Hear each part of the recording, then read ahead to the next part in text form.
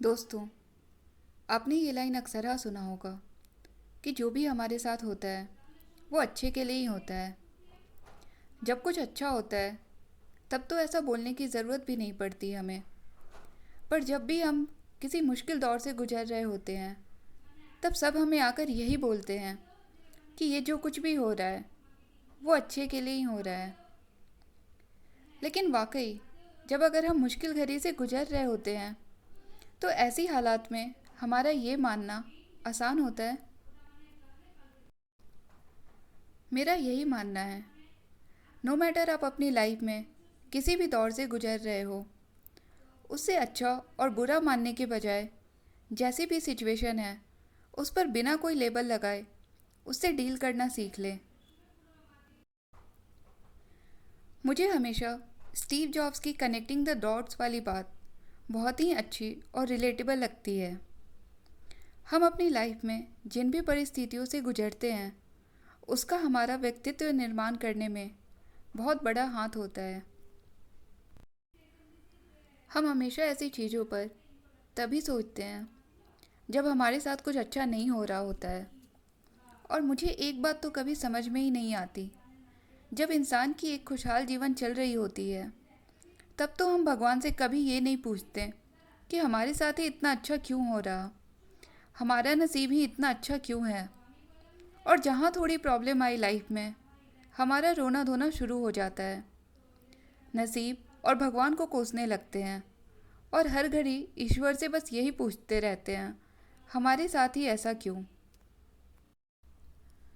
महाभारत खत्म होने के बाद जब अर्जुन ने कृष्ण से ये पूछा कि भगवान मुझे कुछ ऐसा बताओ जिसे मैं खुशी के वक्त पढ़ूं तो दुख हो और दुख के वक्त पढ़ूं तो खुशी हो, और उस पर भगवान कृष्ण ने ये जवाब दिया, ये वक्त गुजर जाएगा।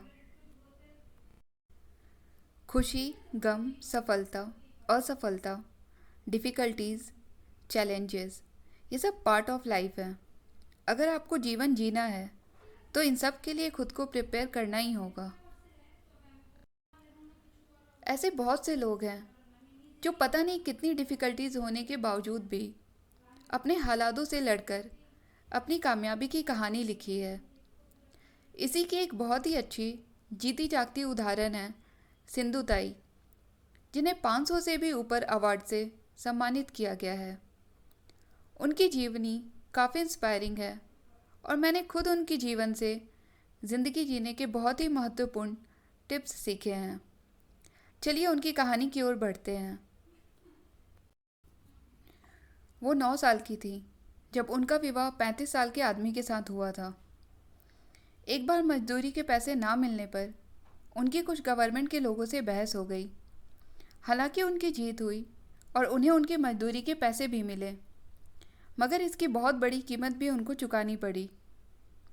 वो प्रेग्नेंट थी उस वक्त, और जिन लोगों से उनकी बहस हुई थी उन्हीं में से एक ने जाके उनके पति को ये कह दिया कि सिंधु ताई के पेट में जो बच्चा है वो उनके पति का नहीं है।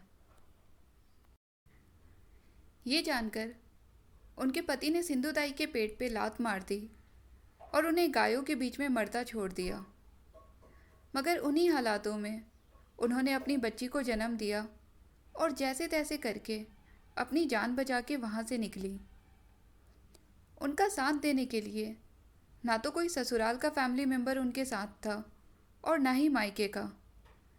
अपने और अपनी बच्ची को पालने के लिए उन्होंने भीख मांगी, शमशान की चिता पर रोटी पकाकर खाई। धीरे धीरे काफ़ी संघर्षों के बाद आज हजारों अनाथ बच्चों को वो पालती हैं। उन्होंने अपना जीवन ही ममता को निछावर कर दिया है। जब हम कठिन दौर से गुजरते हैं चारों तरफ अंधेरा ही दिखता है, कहीं भी कोई उम्मीद नहीं दिखती।